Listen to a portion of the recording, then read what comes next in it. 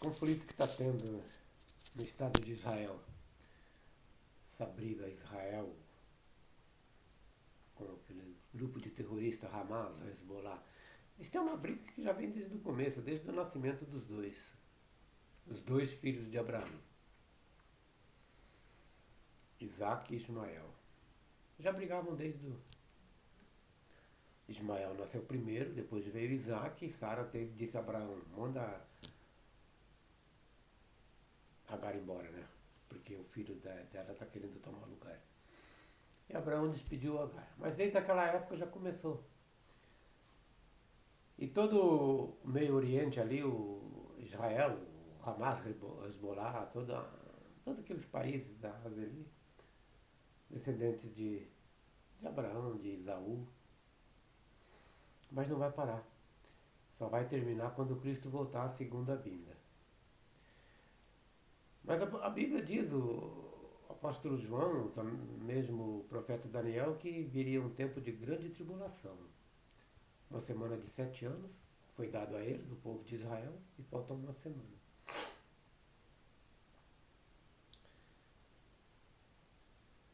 Se é dessa vez que vai acontecer, porque enquanto a briga tá entre os dois somente, Hamas e Israel, porque toda a terra que Israel ocupa, aquela redondeza ali, o Estado de Israel, é legítimo de Israel, pertence a Israel que Deus deu a Abraão. E essas outras nações, a Palestina, como se diz ali, a Palestina, o Hamas ali, eles são ocupantes, são descendência de Ismael,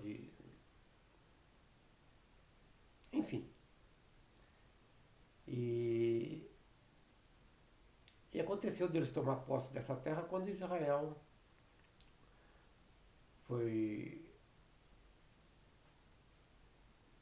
houve a destruição do segundo templo, e segundo a profecia, eles foram mandados para todas as partes do mundo. Por quase 2000 anos foram dispersos, até que houvesse o Holocausto na Alemanha. Hitler destruiu, assassinou, mandou matar milhões de judeus.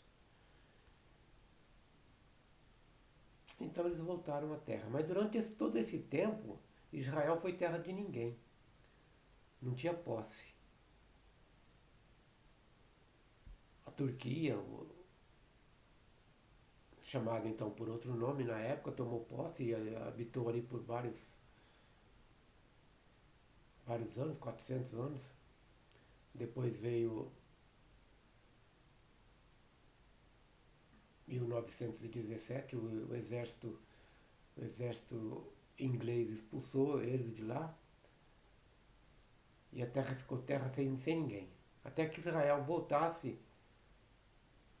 depois do Holocausto, tomasse posse da terra que já era deles, mas já tinha essas nações ali, e houve a Guerra dos 6 Dias.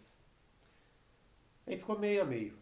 E Gaza, hoje, lá, o Hamas, ele está dentro de Israel, separado, querendo legitimar uma coisa que Deus deu a Israel.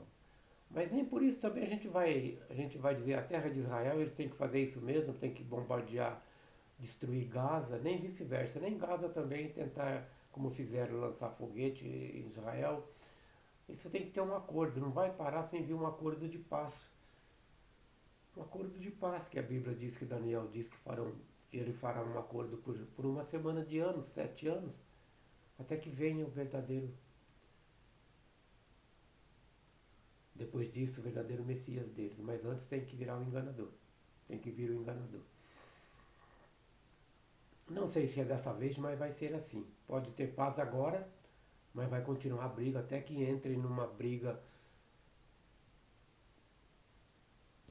destruidora mesmo, e que esse homem tem que intervir, o falso Messias, trazendo paz a eles, à região, uma falsa paz.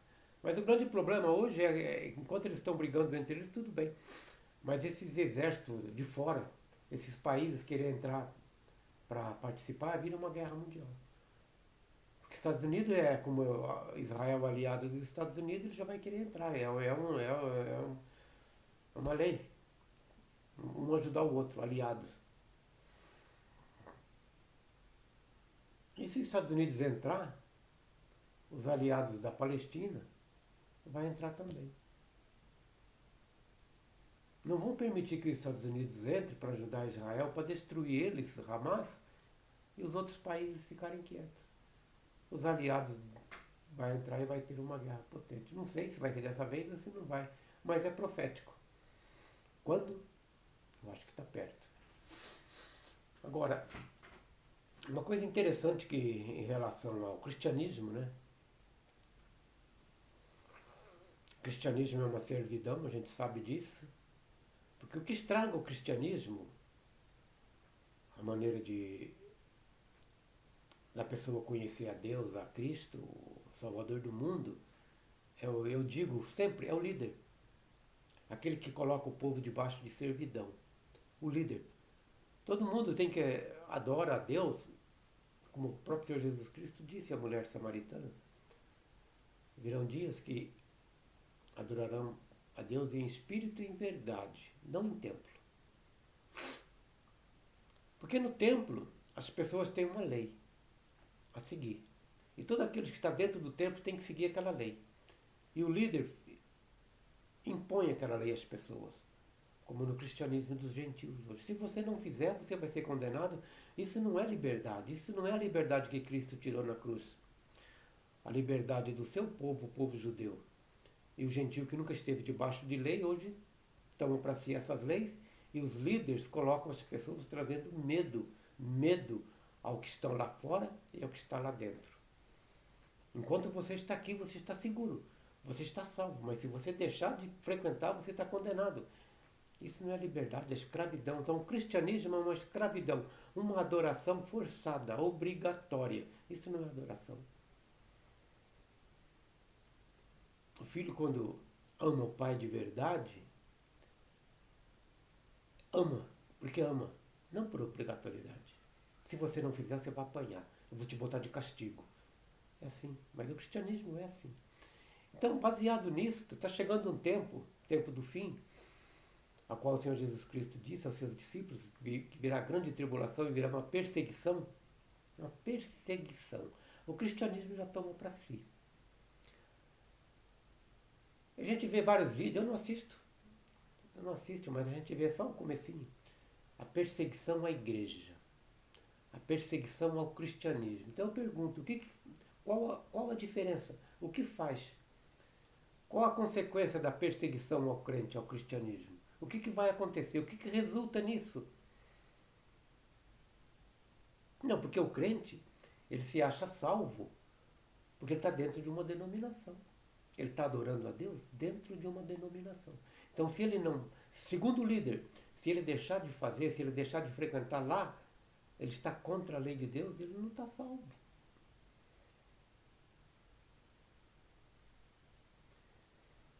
E Cristo fala a respeito dessa perseguição, né? Que viria ao povo dele, e veio. E veio. Perseguiram a mim, perseguirão a vós também.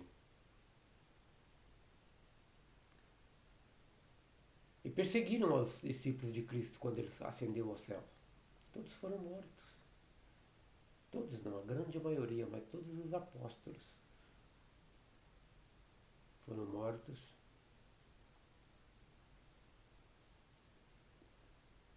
por obediência a Cristo, que ele dizia, aquele que amar a sua vida, perderá. E aquele que perder a sua vida, pelo meu nome, achá-la-á. Tudo isso baseado em obras. Porque é sempre o mesmo assunto. Obras. Quem recebeu lei tem que obedecer. Quem tem lei a cumprir tem que obedecer. Se não obedecer, é punido. É o caso dos judeus. Receberam as leis, tem que obedecer e tem que guardar. Eles não podem obedecer adorar a outro Deus, a não ser o Deus verdadeiro. Mas o gentio não recebeu nenhuma lei, nenhum mandamento, nada. Mas eles Eles trazem para si, isto, este,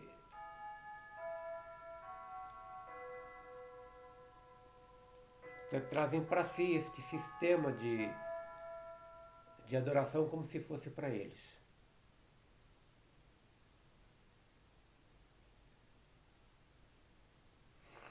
E o grande problema é, o que acontecerá? Porque com a chegada deste homem, o filho da perdição, o anticristo, ele vai querer adoração somente para ele, como diz a profecia de Daniel. O próprio apóstolo Paulo, na carta aos Tessalonicenses, que ele se sentará no templo querendo adorar, ser Deus, parecendo ser Deus, exigindo adoração. E o que acontecerá com o cristianismo? As igrejas serão fechadas, esses templos de homens, né? Essas empresas serão fechadas. O que acontecerá? Como que o crente, o igrejado, vai se sentir? Vai se sentir perdido. Ele precisa adorar no templo. Precisa adorar a Deus no templo. Como se lá fosse o templo de Deus. A casa de Deus. E tivesse a arca da aliança lá dentro. Quando teve essa pandemia aí, muitas igrejas foram fechadas para que não houvesse, para que não transmitisse um ao outro essa doença. Então fechou. Aí o povo se reunia em casa. Aí o líder falava, não, fica em casa, se reúne em casa. Mas quando está tudo bem, não, você não pode se reunir em casa. Você tem que se reunir aqui na igreja. Porque em casa não é a mesma coisa. Você lê a Bíblia na tua casa não é a mesma coisa. Você tem que estar aqui. Porque você está aqui, você vai trazer oferta, você vai ajudar o sistema. Essas coisas todas, né? Mas então é isso, está chegando esse tempo de perseguição ao povo judeu somente. E o gentil, como tomou posse, vai entrar nessa também. Mas eu pergunto, o que muda? O que muda se a pessoa for perseguida, for morta? O que muda na vida, na salvação de um homem? Porque se a salvação de todo homem foi feita na cruz, por Cristo, não por obediência, por adoração, por crença, por fé, por nada, porque a obra de Cristo, a doença que entrou pelo pecado de Adão, a doença estava acima da terra e essa doença esparramou sobre a terra. Atingiu a todos, ninguém escapa. Segundo a Bíblia, da mesma maneira, a obra de Cristo sobre a terra, o sangue de Cristo derramou sobre toda a terra, espargiu, cobriu a todos, tirou todos do pecado. É o que diz a Bíblia. Ninguém está mais dentro do pecado para a morte eterna. Ninguém. Mas todos morreremos. Todos morreremos. Então, qual a diferença? A perseguição. Não, porque vamos fechar a igreja, o que nós vamos fazer? Adore a Deus em espírito e verdade, o verdadeiro Deus. Não tem que estar na presença de um líder, faça isso, faça aquilo, trabalhando, para tentar ser salvo.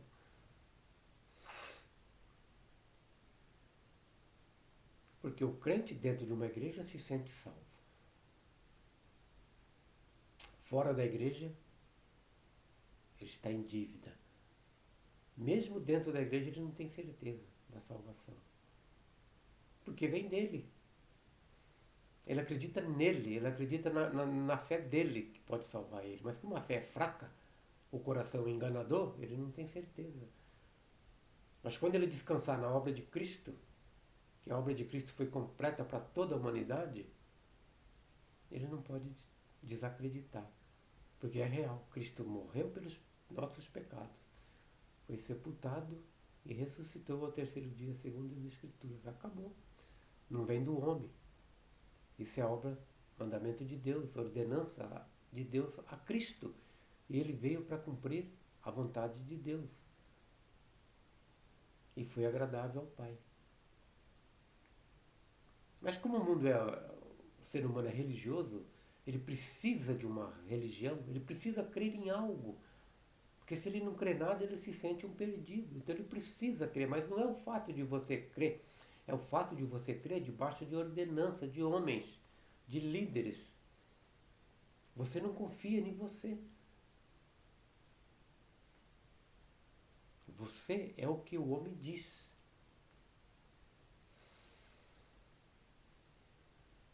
Precisa de uma denominação para você se integrar, para você estar salvo junto com eles, para você ir para o mesmo caminho que eles vão, vai todo mundo junto, não importa onde for, você vai junto, porque você acredita assim. E precisa de um líder, precisa seguir um líder. O homem não é liderado por ele próprio, mas um líder, alguém lá fora. Se o homem diz, você está salvo, amém, você dorme tranquilo. Se ele diz, você está condenado pelo que você está fazendo, ele perde o sono. É assim que é a realidade. E não consegue se libertar da lavagem cerebral. Não consegue. Por quê? YouTube está cheio. Obras, pecado, condenação. Condenação. Toda a Bíblia, com exceção das epístolas do apóstolo Paulo, condenação. Até o Apocalipse. A graça está no meio. Como Cristo veio no meio da nossa existência, há 2000 anos atrás, a graça, apóstolo Paulo, está no meio também.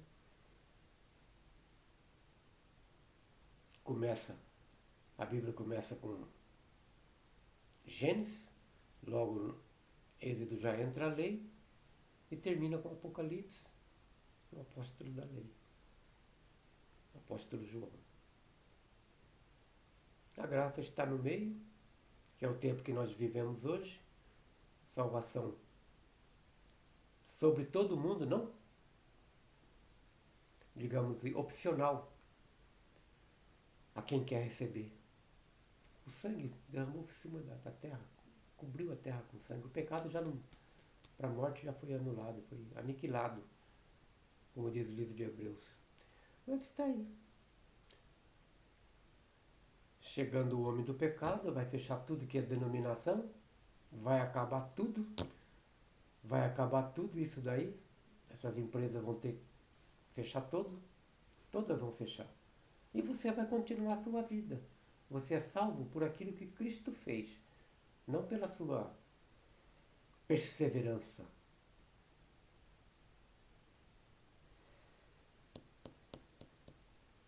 Somos pó, do pó viemos, ao pó tornaremos.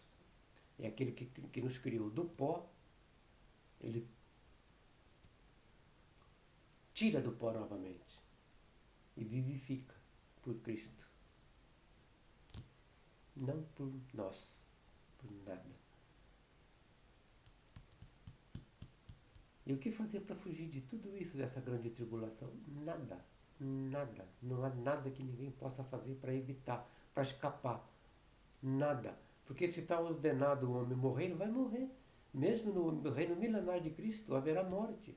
Aqueles de agora que sobreviverem à grande tribulação e entrarem no reino milenar de Cristo, vão morrer também. Os que nascerem no reino milenar, se aceitarem, se forem batizados segundo o mandamento de Cristo, o evangelho anunciado, o evangelho do reino que vai ser anunciado, esses que crerem e forem batizados segundo o que Cristo ordenou a seus discípulos, esses viverão, quem sabe até 1000 anos, segundo o profeta Isaías. E no final dos 1000 anos, quando o reino for entregue a Deus, haverá a última trombeta, a transformação do corpo daqueles que estiverem vivos. Não morrerão, como Paulo diz, e aí vos digo o mistério, nem todos dormiremos. Neste dia, os que estiverem vivos no reinado milenar, depois de 1000 anos, terão que entrar no reino de Deus, a eternidade. Este corpo não pode, tem que ser transformado. Aqueles que estão mortos ressuscitarão incorruptíveis, porque o corpo já foi decomposto, já é pó. Nascerão, novo nascimento. E aqueles que estão vivos nesse corpo corrupto, transformados num piscar de olhos. Todos os vivos, no último dia do reinado milenar de Cristo. Então, seja perseguido ou não, seja morto ou não, ressuscitará no último dia. Agora, eu não sei por que motivo, se eles tentam fugir da perseguição de medo da morte física ou da morte eterna, segundo eles, né? Morte eterna. A morte eterna não existe mais. Cristo aniquilou aquele que tem o império da morte, o diabo, acabou. E Cristo ressuscitou para que todos ressuscitem, senão a morte teria vencido a Cristo e a toda a criatura de Deus. Se o tempo está próximo, a gente olha o mundo Olha o mundo hoje, como é que está.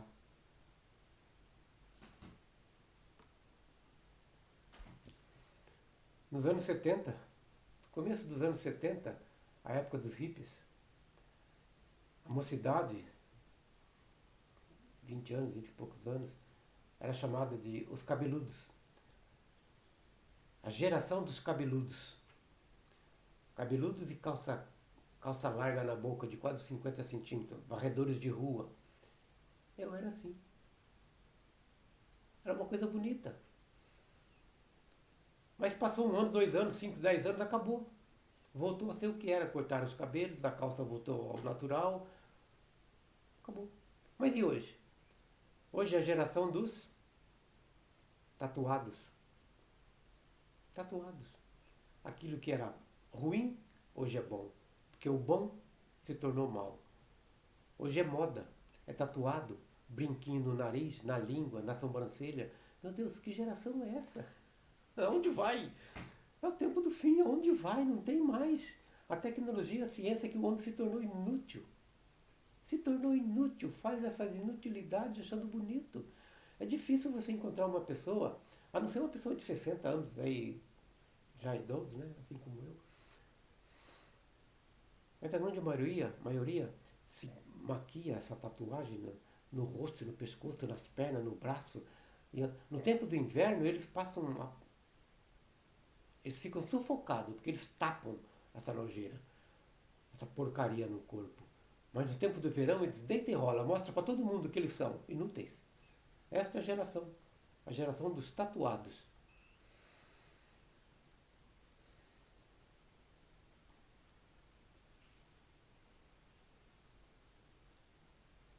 No tempo dos anos 70, cortaram os cabelos e voltaram a ser o que era.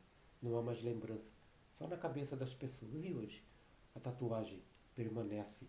Enquanto não descer o pó da terra, não tira mais isso. Mesmo que não queira mais. A não ser que faça um transplante de pele. A inutilidade. Fica marcado por toda a vida. Uns colocam uma florzinha no pescoço, outros colocam um dragão, uma serpente, uma caveira.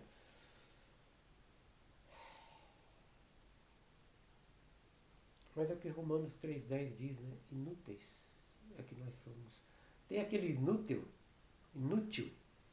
que extrapola, que vai a 100%. E tem o outro inútil, que já é mais moderado, né? Ele consegue ver o mundo, o outro não consegue.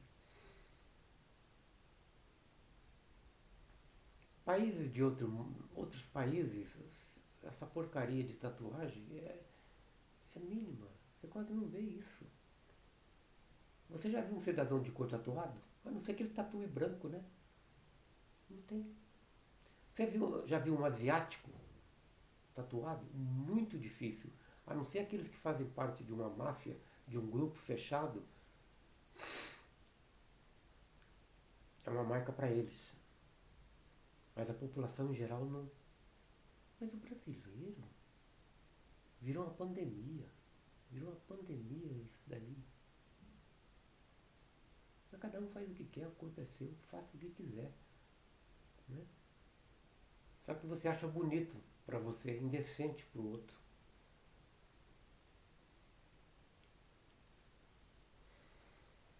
O homem não consegue ser mais do que é. Ele tem que seguir outro. Tem que seguir o que o outro faz. Copiar o que o outro faz. Assim o cristianismo copiou tudo dos judeus. Tudo, tudo, tudo traz para si.